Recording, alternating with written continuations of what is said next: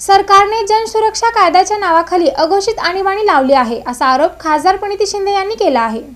भाजप महायुती सरकारने पारित केलेला जनसुरक्षा कायदा रद्द करावा या मागणीसाठी सोलापूर शहर व जिल्हा काँग्रेस पक्षाच्या वतीने खासदार प्रणिती शिंदे यांच्या नेतृत्वाखाली उपजिल्हाधिकारी सुशांत बनसोडे सोलापूर यांना निवेदन देण्यात आले। यावेळी जनसुरक्षा कायदा रद्द करा, स्वातंत्र्याची गळचेपी करणारा जनसुरक्षा कायदा रद्द करा, लोकशाहीचा गळा घोटणाऱ्या जनसुरक्षा कायदा रद्द करा, फडणवीस सरकार होश में आओ, महायुती सरकार तेरी तानाशाही नहीं चलेगी अशा जोरजोरात घोषणाबाजी करण्यात आली। सुरक्षा विधेयक रद्द करा, हुकुमशाही कायदा रद्द करा, फडणवीस सरकार होश में आओ, भाजप सरकार होश में आओ, लोकशाहीला मारक असलेली जनसुरक्षा विधेयक रद्द करा, लोकशाहीला मारक असलेली जनसुरक्षा विधेयक रद्द करा, जनसुरक्षा विधेयक रद्द करा।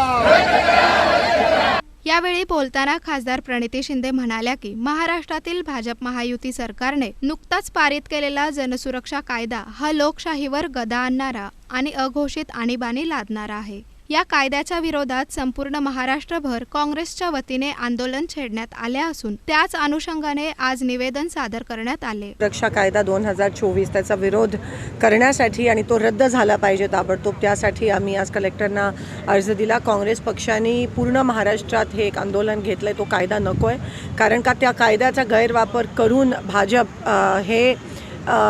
भाजप सरकारच्या विरोधात जर कोणी काही मीटिंग घेतली, आंदोलन घेतलं किंवा एक संवाद जरी घेतला तरी ह्या कायद्याचा गैरवापर करून त्या लोकांवर कारवाई होण्याची शक्यता आहे आणि त्यासाठीच भाजप सरकारने हा कायदा पारित केला आहे।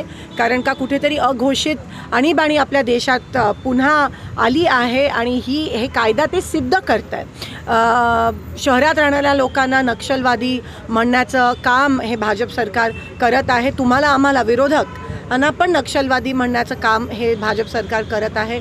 यावेळी सोलापूर शहर काँग्रेसचे अध्यक्ष चेतन नरोटे, जिल्हा कार्याध्यक्ष नंदकुमार पवार, अक्कलकोट तालुका अध्यक्ष मल्लिकार्जुन पाटील, मोहोळ तालुका अध्यक्ष सुलेमान तांबोळी, मंगळवेढा तालुका अध्यक्ष प्रशांत साळे, पंढरपूर शहराध्यक्ष अमर सूर्यवंशी, मोहोळ शहराध्यक्ष किशोर पवार, महिला शहराध्यक्षा प्रमिला तुपलवंडे, माजी महापौर संजय हेमगड्डी, प्रवक्ते अशोक निंबर्गी, श्रीशैल बिराजदार, सचिन पवार, नागनाथ बिराजदार यांच्यासह इतर पदाधिकारी उपस्थित होते।